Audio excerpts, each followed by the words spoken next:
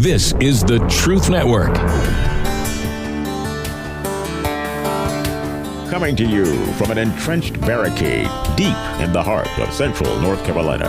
Masculine Journey After Hours. A time to go deeper and be more transparent on the topic covered on this week's broadcast. So sit back and join us on this adventure. The Masculine Journey After Hours starts here now.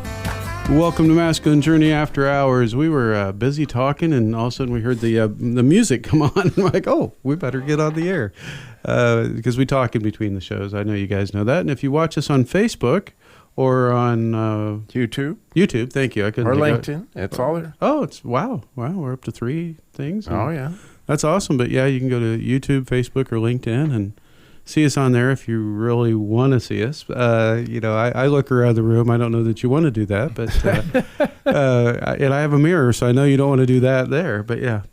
Anyway, we are talking about one of our favorite topics to talk about, which is boot camp. And we're talking about our favorite boot camp memories or most memorable, and we could fill up several shows with that. I know we could. And so this week we're just kind of touching base on some of that. Mike, when we left the regular show, you were talking about your new name. Is there any more you wanted to add to that in case people are listening from the last show? Just for so long, I couldn't understand the amount of anger that would build in me in certain situations in my life. And that comes around when given that name. My tendencies in my life is I'm all or nothing. I'm very black and white in my thinking. Mm-hmm. And so that opened a lot to me as far as trying to process some of the anger that I still carried and in some ways carry today still, but I'm a work in progress. But no, it was just that was a impactful moment, the name, because I didn't get real involved with the other guys at the boot camp. I was to myself a lot. Yeah. But that was something that made it important enough for me to go to another one. Absolutely. So if they weren't listening to the last show, why weren't you listening to the last show? But if you weren't listening to the last show, what was the name that God gave you? Passionate. Yeah. Yeah. Passionate. Yeah. Yeah. And so the enemy likes to come at you about anger, but God says, sometimes that anger is righteous, right? And that's a passion that I've given you in your heart. So that's pretty cool. And so thanks. I appreciate you sharing that. I have the next clip, or the first clip for this show, and this goes back to my first boot camp back in, I don't know when it was, 2002, I think it was, when I went to my first boot camp. And I'd always liked movies, but there were several movies that they had used clips from that I hadn't seen. And this is one of them. I'd never seen the movie. It was a movie, The Matrix. Ooh. And I'd never seen the movie. I saw the promos for it, and I'm like, I don't know if that really interests me. It wouldn't have been one I would have signed up to probably watch. And then, when you get little snippets like this and you get some context around, oh, that's a really cool scene. And then I went back, I made notes of which movies to go watch, and I went and watched all those movies, and I ended up really loving the initial Matrix. Was not as big a fan of the following one, and never saw the third one, so I can't tell you how good that was. But the first one was just incredibly good. But this is a scene where it has to do with the red and the blue pill. And so if you haven't watched The Matrix, it's like, seriously, lots of years old, so you should have seen it by now. But if you haven't seen it, there is a thing called The Matrix, which is going to get explained here by Morpheus. And we'll just go ahead and play it and come back and talk about why I chose to play this clip. Do you want to know what it is? The Matrix is everywhere. It is all around us. Even now, in this very room. You can see it when you look out your window or when you turn on your television. You can feel it when you go to work, when you go to church, when you pay your taxes. It is the world that has been pulled over your eyes to blind you from the truth. What truth? That you are a slave, Neo. Like everyone else, you were born into bondage. born into a prison that you cannot smell or taste or touch. A prison for your mind.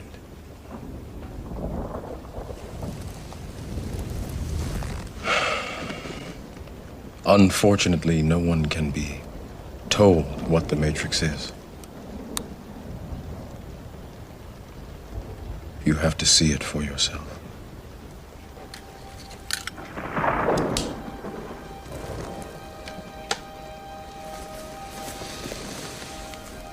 This is your last chance. After this, there is no turning back. You take the blue pill, the story ends. You wake up in your bed and believe whatever you want to believe. You take the red pill, you stay in Wonderland, and I show you how deep the rabbit hole goes.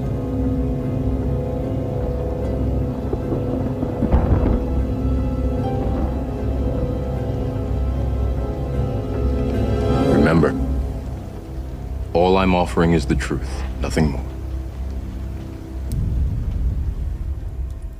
So when that clip was played at boot camp, it just kind of rocked my world, and it rocked a lot of my theology that I'd grown up with. You know, I never really realized. I have nothing negative to say about the church I grew up in. It was full of loving people, and they love God, and so I'm not trying to run down the church at all. But either they'd never preached on certain subjects, or I never paid attention, or both. And it could have been either or, you know. Or both, but I don't remember him ever really explaining what spiritual warfare was, and that, you know, that what we see here on earth, you know, and Scripture very clearly talks about, you know, it's Paul talks about how we battle things beyond what we see here, right? Principalities and all that, and I'd read that in Scripture, but it never really sunk in until I saw this clip and saw the movie and realized what the movie was really saying to my heart. Was that there's a lot going on here in your life. I was one of those people that always just kind of believed it was me and God. I mean, I knew the devil existed, but I kind of came to believe that he was powerless, right? Which he is powerless unless we give him power, which we tend to do very frequently, at least I have in my life. And so if something was messed up, it wasn't God that messed it up, it was me.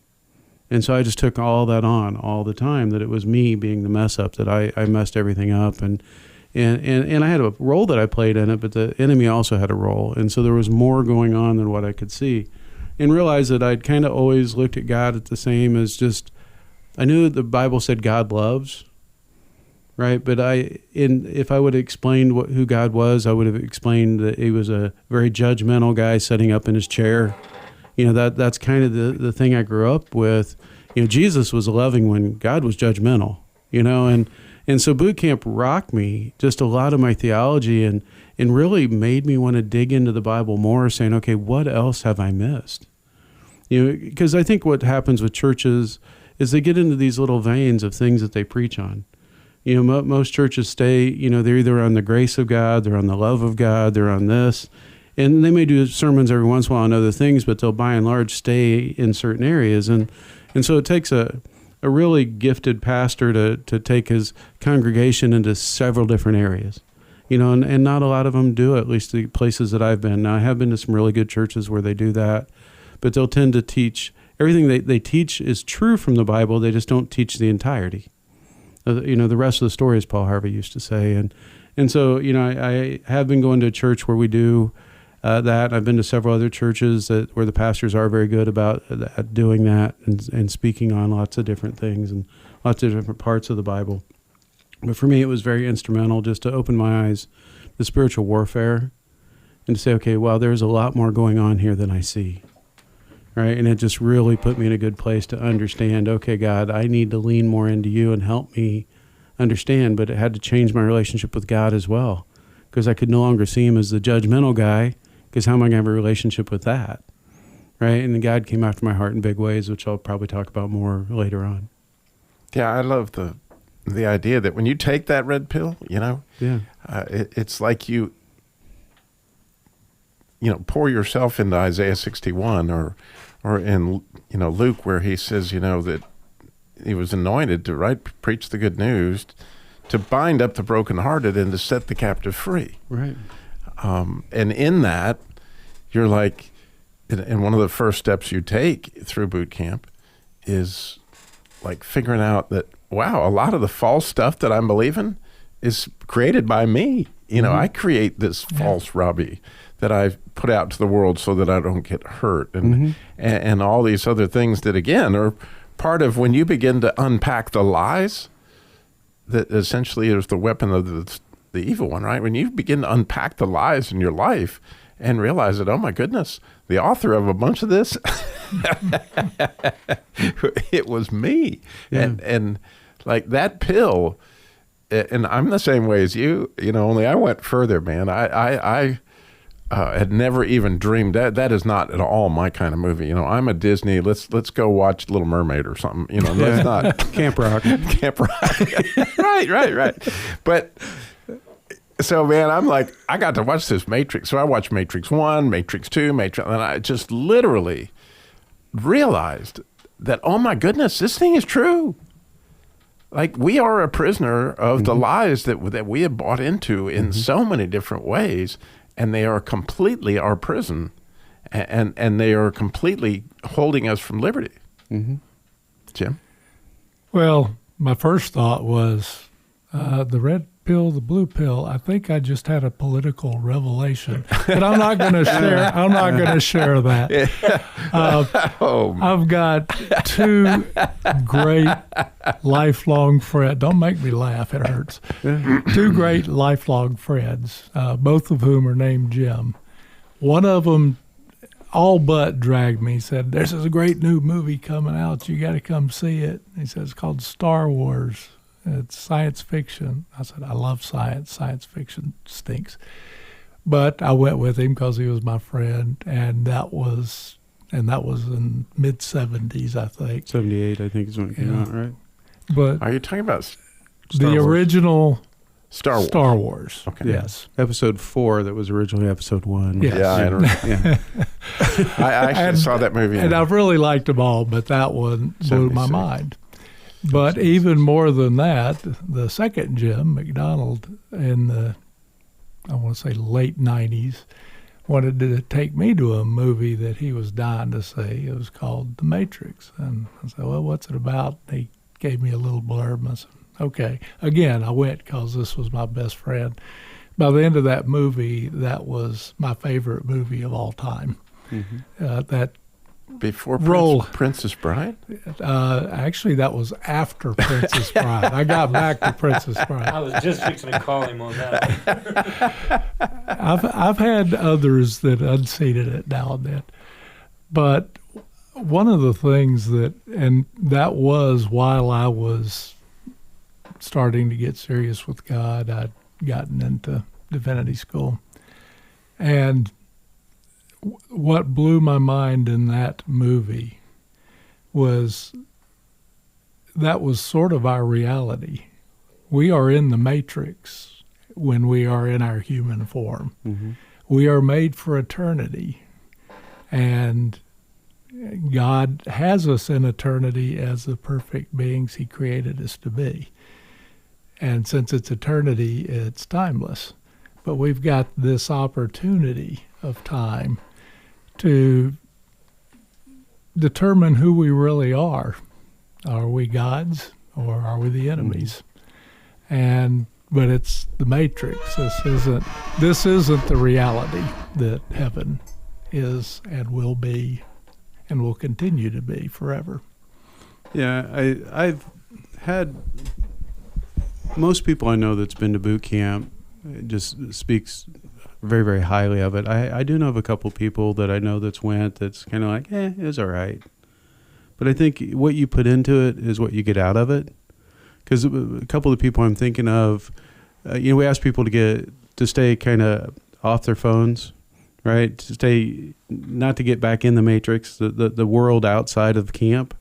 And two of the people that I know that was like, boot camp was all right, I would see on their phone all the time. And you can't live in two different places, right? I can't have my heart and my mind in one spot and be thinking of another, right? Because I'm going to be in one place or another. The old adage, you can't serve two masters. That's scriptural, right? And so, I can either be present here or I can be present over there, remotely with my phone. And that's happened to both of them. And to me, it was a blue pill, red pill thing. They chose to just do the blue pill. And I'm not judging them. I'm just saying, look, if you just listen when you go and let God speak to your heart, I promise you will never be the same. If you let God work on your heart at boot camp, you will never, ever be the same. It will change it for your life. That's why, Jim, you've been to 30 some of them. I've been to 30 some of them. Robbie's been to a bunch of them. Harold's been to a bunch of them. Why do we keep going back? Because God keeps showing up and doing really cool things in our life. And I've said it many times on here. I've not yet been to a boot camp that God didn't do something awesome. Sometimes they've been great big chunks of things, and sometimes it's been a really small thing. But every time I think that small thing was not much, it later proves to be a very big thing down the road. Something that I needed to hear. I just didn't know the context of it until later. And so I'm just encouraging you, if you got any inkling at all, come to the boot camp, because I'm telling you, God's got some amazing things he wants to do. And there's some red pill moments for you there where, your life will never be the same. I have to give you credit. You're the king. I'm in the mid to late 20s, but I haven't been able to nail it down. Yeah, I can't. I could probably sit and do the math, but it's been a number of them. It's been a bunch of them, and like I said, the draw to them. I'm telling you, if you've been to one, the talks are going to be the same talks for the most part. It's kind of the same talks. Not once have they've ever been the same. Even when I've heard, as many times as I've heard Robbie do the core desires, right, of a man's heart, it's never been the same 2 times. Right? You ought to try to run the PowerPoint for him. That's why I don't, because it changes in the middle of him doing it. So yeah, it's definitely part of the adventure. So Harold, since you have a mic, you actually have the next clip. Okay.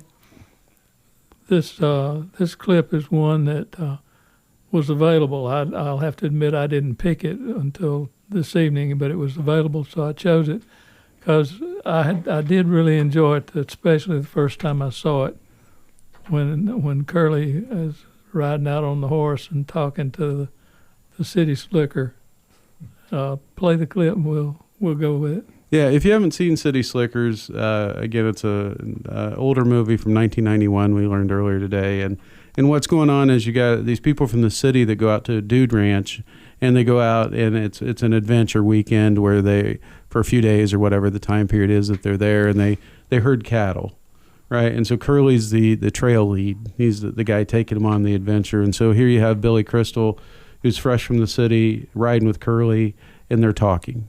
And that's where we kind of pick up the scene. What's so funny? You city folk, you worry about a lot. Yeah. My wife basically told me she doesn't want me around. She redhead? Well, I'm just saying. How old are you? 38. 39. Yeah. You all come off here about the same age, same problems. Spend about 50 weeks a year getting knots in your rope, and then you think 2 weeks up here will time for you. None of you get it. Do you know what the secret of life is? No, what? This. Your finger? One thing. Just one thing. That's great, but what's the one thing? That's what you gotta figure out.